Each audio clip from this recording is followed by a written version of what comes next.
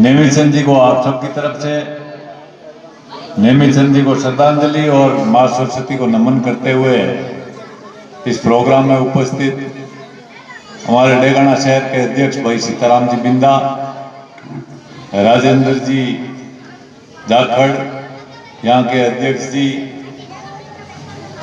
इस शाला के निदेशक भूराराम जी, प्रधानाध्यापक जी, अध्यापकगण, सम्मानित मंच, मेरे सामने विराजे हुए सभी बुजुर्गों, नौजवान भाइयों, माताओं, बहनों, प्यारे बच्चों एवं बच्चियों। अभी जो छोटी छोटी बच्चियों ने दो प्रोग्राम दिखाए, एक ने तो गाया था फिर भी दिल है हिंदुस्तानी, दिल सबका हिंदुस्तानी है। इस संबंध में अभी जो प्रोग्राम का संचालन कर रहे थे, उन्होंने जो देशभक्ति की बात कही, जब अभिनंदन विंग कमांडर अभिनंदन यहाँ वापस हिंदुस्तान में आए तो उस दिन जिनके बच्चे जन्मे उनका नाम भी अभिनंदन रख दिया लोगों ने। वो पूरे देश के लिए गौरव की बात है, पूरे देश के लिए सम्मान की बात है। अपने देश में कोई ऐसा कानून नहीं है कि फौज में जाना जरूरी है। फौज में जो माता पिता अपने बच्चों को भेजते हैं, स्वेच्छा से भेजते हैं, और अपने जवान उस देश पे देश की रक्षा करते हैं, बॉर्डर पे जब अपने चैन की सुख की नींद सो सकते हैं। मेरे को एक बार इजराइल जाने का मौका मिला। राजस्थान सरकार का कृषि अध्ययन दल वहां गया था। इजराइल एक छोटा सा देश है, जितना अपना नागौर जिला है उतना ही वो देश है, पर वहां का नियम और कानून देखो आप। हर घर में अगर लड़के ने ग्रेजुएशन कर ली है तो 3 साल सेना में जाना पड़ेगा, कंपलसरी है, चाहे राष्ट्रपति का बेटा है चाहे प्रधानमंत्री का बेटा है। और बच्ची ने अगर ग्रेजुएशन कर ली तो 2 साल के लिए सेना में जाना पड़ेगा, चाहे कितनी बड़ी बच्ची किसी भी बड़े अधिकारी की हो या नेता की। इतना बढ़िया कानून है इजराइल। ये बूंद बूंद जो अपने खेती की पद्धति आई है वो वहां से है। आज ये स्कूल का प्रोग्राम है, इसके साथ 2 बात ही पूर्व वक्ता ने कही थी तो मैंने भी कह दी। ये हर साल इस स्कूल में प्रोग्राम करते हैं। मैं पूरे परिवार को मेरी तरफ से हार्दिक बधाई देता हूँ। आप सबको बुलाते हैं, हमारे को बुलाते हैं, और जो मान सम्मान करते हैं उसके लिए पूरे स्कूल के पूरे तमाम स्टाफ का मैं हार्दिक आभारी हूँ, आभार प्रकट करता हूँ। आज शिक्षा के साथ खेल का भी महत्व है।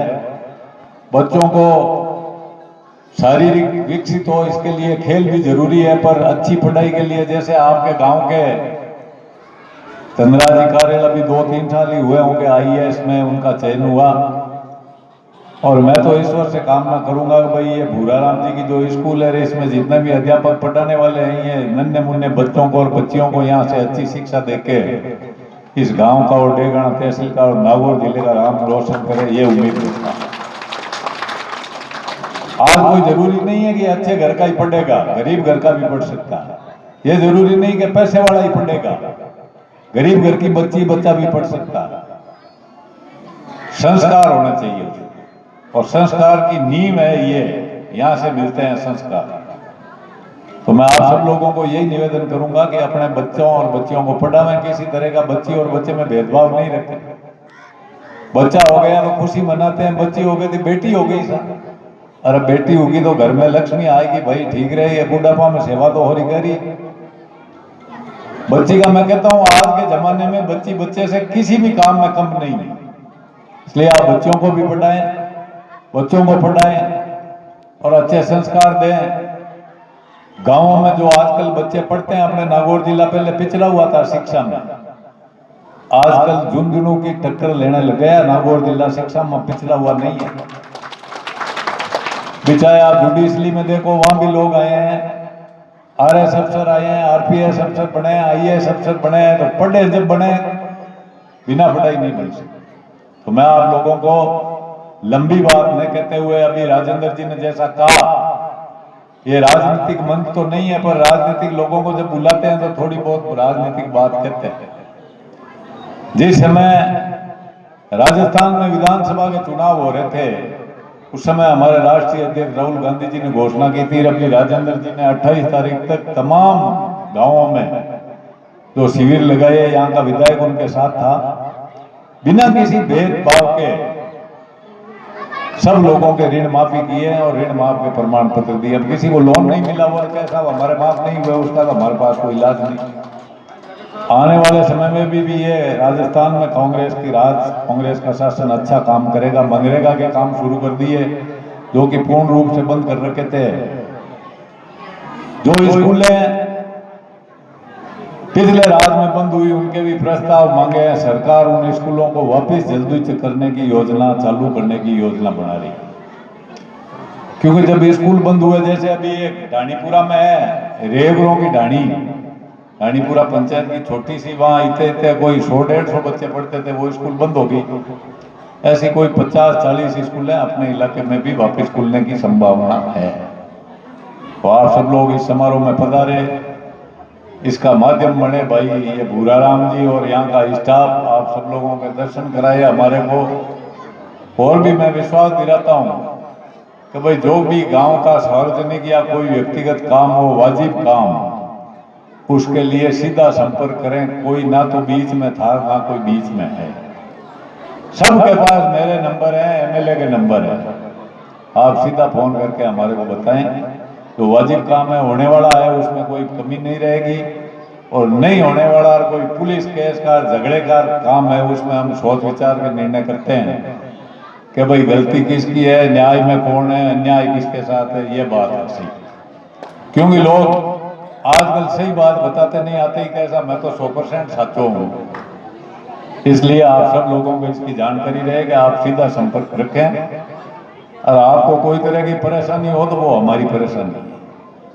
मैं पिछले लंबे समय से आपके बीच में हूँ, 30 साल हो गए मेरे को यहाँ आए हुए। 1990 में मैंने पहला चुनाव लड़ा था, उसके बाद 4 चुनाव लगातार जीता, 5वां 6ठा हारा। ये अब की बार आपका जो विजयपाल मिर्जा आपका एमएलए बना, आपके आशीर्वाद से बना, ये जीत पूरी तहसील के 36 कौम के लोगों की जीत है, न कि पार्टी की जीत है, न कि हमारी जीत है। तो काम जितना 10 साल में इन्होंने सरकार में रहते हुए भी कैसा किया, उससे अच्छा हम जो बड़े काम थे वो तो कर दिए 10 दिन में ही। जो काश्तकारों की आम समस्या थी वो आप जानते हो किस तरीके से हल की। आज आम किसान के चेहरे पर कोई नहीं कह सकता कि हमारे को कोई रोकने वाला है। इसलिए मैं आपको यही निवेदन करता हूँ कि आप अच्छे बच्चों को संस्कार दिलाएं, अच्छे पढ़ाई करें, आपसी गांव में भाईचारा रखें, एक दूसरे की मदद करें, न कि कोई लड़ाई झगड़े की सलाह दें। इन्हीं शब्दों के साथ मैं और दोबारा निदेशक का और पूरे स्टाफ का हार्दिक आभार प्रकट करते हुए मेरी बात समाप्त करता हूं। मैं रुकता पर मेरे को अभी कई शाम तक मेड़ता रोड तक जाना है, इसलिए मैं आपसे इजाजत चाहूंगा। जय हिंद, जय भारत, राम राम।